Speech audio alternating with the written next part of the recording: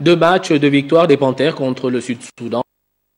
Controverse enregistrée au lendemain du match aller Gabon-Sud-Soudan. Le ministre des Sports s'est entretenu avec les principaux gestionnaires des Panthères du Gabon pour tenter de comprendre puis calmer le jeu. Le récit de Dave Moubélé et Syria Karis.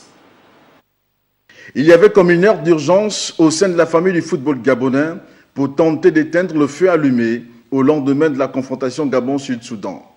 D'accusations aux déclarations diverses, tout y est pacifié, le climat plus que tendu.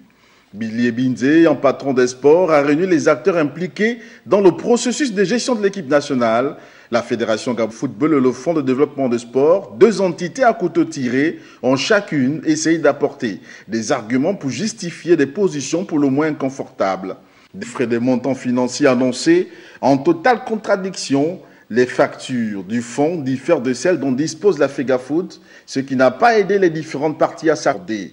Conséquence immédiate, le fonds devra se confiner dans son rôle premier, celui du décaissement.